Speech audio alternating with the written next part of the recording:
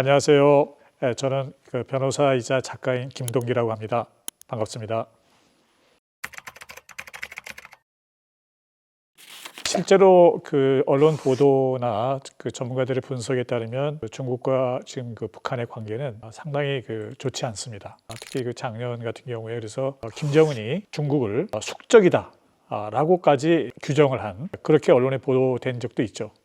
그 뿌리를 알려면 이제 과거의 역사를 좀 알 필요가 있습니다. 2차 대전이 끝나고 나서 1946년부터 49년까지 중국에서는 이제 소위 국민당, 장개석이 이끄는 국민당과 모택동이 이끄는 공산당 사이에 내전이 벌어지게 됩니다. 이때 당시에 이제 공산당이 세력이 약해서 상당히 어려운 지경에 몰렸었는데 이거를 당시 김일성이 도와주게 되는 거죠. 그래서 공산당이 결국은 이제 중국에서 국민당을 몰아내고 1949년도에 건국을 하게 되는데 거기에 북한의 도움이 상당히 컸던 거예요. 그래서 그런 역사적 이유 때문에 우리가 혈맹이다 라고 말할 수 있을 정도로 이런 사이가 된 거죠. 그리고 나서 이제 이 두 나라 사이에 큰 일이 1950년대에 벌어진 이제 우리 한국전쟁입니다. 처음에 김일성은 중국의 도움을 별로 원하지는 않았어요. 그래서 처음에는 사실은 중국에 알리지도 않고 남침을 했는데 인천 상륙작전을 계기로 해서 전세가 역전이 되니까 이제 어쩔 수 없이 중국의 도움을 청하게 되고 그래서 모택동이 대규모 군대를 파병을 하는 거죠. 근데 문제는 뭐냐면 이때 이제 실제로 군사 작전권, 지휘권을 중국군이 갖게 되는 거예요. 그러다 보니까 김일성 등 북한의 지도부와 잦은 마찰이 있었어요. 그러니까 예를 들면 북한군은 더 밑으로 내려가자 그러는데 중국군은 그만 내려가자라고 하기도 하고 실제로 그래서 여러 가지 이제 갈등이 싹트게 된 거죠, 서로 간에. 그래서 나중에 이제 전수 작전 과정에서도 그렇고 휴전 협상 과정에서도 그렇고 서로 이제 지도부 사이에 이제 불신이 이제 싹트게 된 거고요. 한국 전쟁이 끝나고 나서 휴전이 되고 나서 사실은 그동안에 이제 잘 알려지지 않은 사실이지만 상당히 많은 중국군이 북한에 그대로 주둔을 했습니다. 북한이 이제 전쟁에 이제 많은 이제 피해가 있었기 때문에 재건하는 과정을 돕는다 이런 이제 명분으로 있었지만 실제로는 이제 북한 입장에서 볼 때는 상당히 위협이 될 수도 있는 거죠. 1956년도에 이제 북한과 중국 사이에 중요한 사건이 발생하게 되는데 당시 이제 김일성은 자기가 주도하는 자기의 권력을 이제 상당히 이제 독재적인 권력을 강화하는 과정에서 중국에서 온 소위 연안파 그리고 소련에서 온 소련파와 갈등이 있었어요. 그래서 이들을 숙청을 했는데 그거를 당시 중국과 소련이 개입을 해서 사실상 약간 되돌립니다. 그 전에 연안파와 소련파가 연합을 해서 김일성을 지도부에서 제거하려는 움직임이 있었어요. 엄청나게 사이가 안 좋아진 거예요, 김일성하고는. 김일성이 그때 당시에는 이제 굴욕적이지만 그걸 참고 그 지시를 이행을 했는데 그리고 나서 이제 56년도에 또 마침 이제 헝가리에서 민주화 혁명이 일어났는데 그걸 이제 그때 주둔하고 있던 소련군이 강제로 짓밟게 되거든요. 그걸 보고 김일성이 이제 불안하게 된 거죠. 이게 많은 중국군이 여기 있는데 이들이 혹시 나를 또 완전히 이렇게 짓밟을 수도 있지 않을까. 그래서 중국에다가 이제 요구를 하는 거예요. 철수하라 다 이렇게 요구를 하게 되는 거고 결국은 이제 그걸 받아들여서 중국군이 다 철구를 하게 됩니다. 이런 관계가 지속이 되다가 이제 1966년도에 중국에서 이제 문화혁명이 발생하게 되는데 그때 문화대혁명 기간 중에는 이제 그때 홍위병들이 김일성을 말하자면 소련의 앞잡이다, 수정주의자다 이런 식으로 막 공격을 해요. 그 사이가 많이 안 좋아졌어요. 1972년도에 중요한 역사적 사건이 있었죠. 그때 닉슨 대통령이 중국을 방문해서 관계를 개선하게 되는데 당시 그러니까 이념적으로는 미국은 자유주의 진영의 리더였고 중국은 사회주의 진영에 속했지만 닉슨 대통령이 주도적으로 이제 관계를 개선합니다. 우리가 얼핏 생각할 때는 북한은 상당히 좀 중국에 대해서 배신감을 느끼고 섭섭해하지 않았느냐 이렇게 추측할 수 있지만 실제로 그렇지 않고 김일성은 그 기회를 이용해서 자기들도 좀 이제 미국과 관계를 개선해서 우리 한국에 있던 주한미군도 철수시키고 그래서 어떤 자기가 주도적으로 한반도를 통일할 수 있지 않을까 이런 생각을 한 거예요, 김일성이. 그래서 이제 그런 노력을 좀 합니다. 미국과 접촉을 하려고 시도를 하고 하지만 다 실패해요. 그러니까 당시 미국 입장에서는 특히 이제 그때 중국과 관계 개선을 주도했던 키신저 국가안보 보좌관 유명한 분이죠. 그분의 말에 따르면은 전략적으로 북한은 아무 쓸모가 없는 거예요. 미국 입장에서 볼 때는 중국이야 이제 엄청난 이제 나라도 크고 소련을 견제한다는 전략적 측면에서 여러 가지 쓸모가 있었는데 철저하게 무시를 하는 거죠. 그래서 이제 관계 개선이 여의치 않게 되는 거예요. 말하자면 미국과 관계 개선이 쉽지 않게 되고, 그러다가 베트남에서 이제 결국은 북베트남이 승리해서 이제 완전히 공산화가 되고 나서 잠시 김일성이 한반도를 다시 무력으로 공산화를 하려고 그런 의사를 중국에 타진하는데, 중국이 이미 이제 거절을 하는 거죠. 그때 당시에는 이미 중국은 이제 미국과 관계를 개선해서 오히려 개혁 개방, 경제 발전시키고 이러는데 더 이제 중점을 두기 시작했기 때문에 북한의 그런 의사에 이제 동의를 할 수가 없었어요. 1989년도에 동독이 몰락해서 그 이듬해 이제 독일이 통일이 되고, 그러면서 이제 소련도 고르바초프가 등장하면서 완전히 이제 소위 개혁 개방 노선을 취하면서 북한하고도 이제 좀 약간 사이가 좀 멀어집니다. 1990년대에 그리고는 소련이 우리 한국과 수교를 해버리고 1992년도에 중국이 우리 한국과 수교를 하는 거죠. 이게 결정적인 사건이었어요.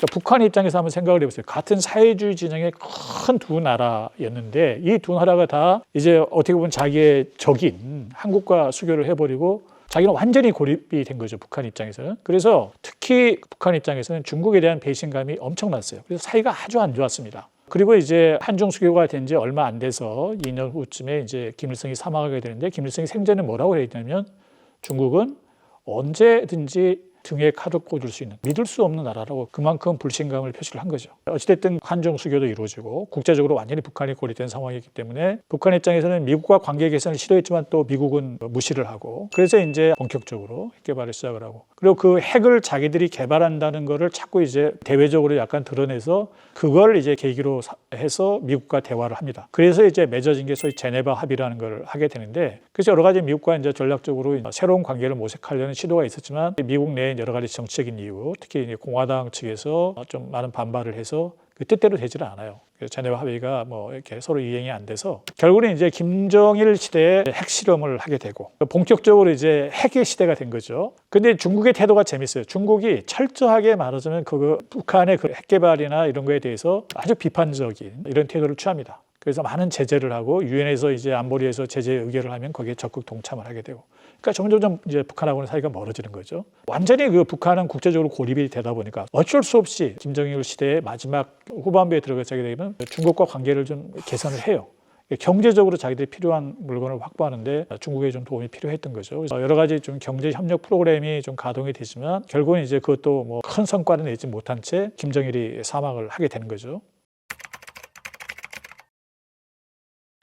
그래서 김정일도 생전에 중국을 대단히 경계를 했습니다. 경계를 했고, 그래서 심지어 그 2000년도에 김정일이 김대중 대통령과 남북 정상회담을 하면서 우리가 한반도가 통일이 되면 통일 이후에도 주한미군은 계속 있을 필요가 있다, 이런 발언을 하기도 했었죠, 실제로. 그러니까 그것은 기본적으로 중국이나 다른 이제 과거에 우리 역사적으로 우리 한반도를 침략했던 이런 나라들을 견제하기 위해서는 미군이 필요하다, 이런 인식을 드러낸 거죠. 김정일이 죽고 나서 이제 김정은 시대가 시작이 되는데, 김정은 시대도 중국에 예속되는 걸 꺼려했기 때문에 철저하게 김정은 집권기 초반부터 핵실험 그리고 미사일 실험을 계속합니다. 중국에서 시진핑 정권이 들어선 시기가 좀 상당히 비슷한데, 1기 시진핑 정부 때 단 한 번도 정상회담을 하질 않아요. 항상 의례적으로 보면 중국의 최고 지도부가 바뀌게 되면은 북한에서 방문을 하고 관계를 하는데 일치 안 해요. 놀랍게도 시진핑 주석은 한국을 먼저 방문을 합니다. 임기 중에. 대단히 처음 있는 일이었어요. 그만큼 이제 중국 입장에서는 북한을 좀 무시를 하고, 북한 입장에서 화가 났겠죠. 그래서 점점점 멀어지고, 그래서 그 대표적으로 잘 아시겠지만 북한 내에서 아주 중국과 아주 가까웠던, 소위 그래서 베이징 사람이라고 통했던 장성택도 처형을 하는 거죠. 그래서 이제 여러 가지로 뭐 사이가 많이 안 좋았습니다. 그런데 중국과 북한의 사이가 다시 가까워지게 된 결정적 계기는 트럼프가 만드는 거예요. 놀랍게도. 그러니까 이제 2008년도에 이제 1차 싱가포르 회담이 갑자기 미국과 북한 사이에 정상회담이 열린다 그러니까 중국 입장에서는 상당히 당황한 거죠. 항상 옛날부터 북한을 의심을 했던 게 뭐냐면, 북한이 언제든지 입장을 바꿔서 혹시 미국 편에 쓰지 않을까, 중국을 견제하는데 같이 동참하지 않을까, 항상 그런 우려가 있었어요. 그러니까 갑자기 북한과 미국 간의 이제 정상회담이 열리니까 상당히 불안했겠죠. 그래서 부랴부랴 시진핑이 김정은을 초청해서 회담이 열리게 되는 거죠. 어떻게 보면 김정은 입장에서 철저하게 중국과 미국, 미국과 중국, 그리고 북한 사이에 이런 삼각관계 속에서 어떤 게임을 한 거예요, 말하자면. 그러니까 그만큼 서로 간의 어떤 그 팽팽한 어떤 그 불신과 긴장, 이제 이런 게 있었던 거죠. 그러다가 잠깐 이제 그걸 계기로 해서 사이가 좋아지는 듯 보였지만 그게 오래가지 못하고 코로나 사태가 끝나고 나서 2023년도에 김정은이 최초로 방문한 외국이 중국이 아니라 러시아였어요. 그리고 이제 푸틴이 또 북한을 방문하고 그러면서 러시아와 북한 사이 관계가 전략적으로 아주 이제 발전을 하게 되는 거고, 오히려 중국과는 사이가 아주 극단적으로 이제 멀어졌어요. 그래서 지금은 정말 아주 안 좋은, 김정은이 심지어 중국을 숙적이다 이렇게까지 말을 할 정도까지 돼버린 거죠. 저도 이제 그렇게 말씀하시는 분들 이야기를 들었는데요. 저는 그거는 이제 북중 관계를 잘 모르는 분들의 이야기라고 생각을 합니다. 그러니까 생각을 해보세요. 만약에 그런 식으로 양안 전쟁이 벌어졌을 때 북한이 예를 들어 한국을 침략을 해서 사실상 이제 미국이나 한국이 움직일 수 있는 행동을 좀 제약하겠다는 건데, 북한이 중국 편을 들어줄 이유가 하나도 없는 거죠. 사실은 얻을 이익이 없어요. 만약 그럴 경우에는 이제 완전히 미국과도 사이가 결정적으로 적국이 돼서 멀어지는 거고, 뭐 한국과도 그렇고, 중국이 엄청난 많은 뭔가 대가를 지불하면 모르겠지만, 제가 볼 때는 지금 이제 이미 미국도 이제 북한에 대해서 좀 뭔가 새로운 관계를 맺으려고 하는 상황, 이런 상황에서 북한이 그 중국 편에 서서 그런 일을 하리라고는 생각하지 않습니다.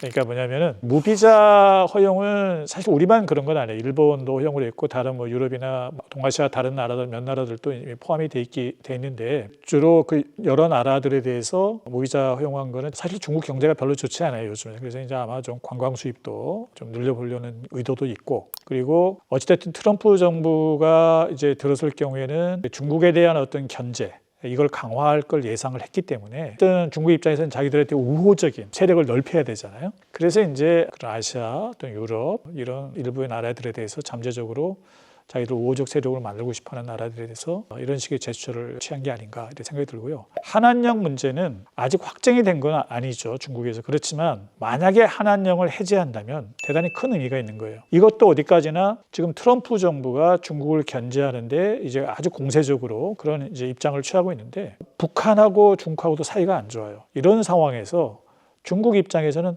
한국하고마저 더 멀어지게 되면 상당한 부담이 되는 거죠. 그러니까 어찌됐든 이런 상황에서 한국과 적절하게 관여를 하면서 어떤 한국을 약간 자기 편으로 좀 끌어당기는, 좀 우호적 관계를 맺으려는 그런 전략적 의도가 숨어 있다고 봅니다.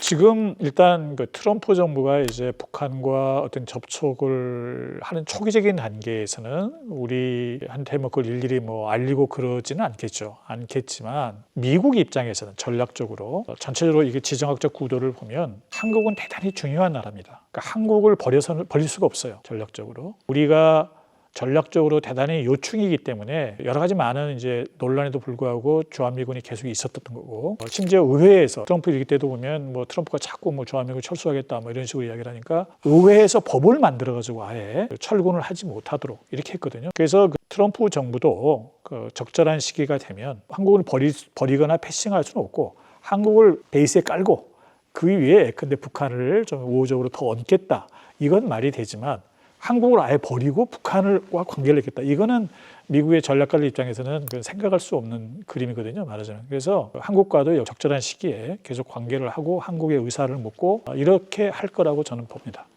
또 우리도 그렇게 요구를 해야 되고요. 오늘 제가 준비한 내용은 여기까지입니다. 감사합니다. 영상이 유익하셨다면 KNN 스피치 구독, 좋아요, 알림 설정 부탁드립니다.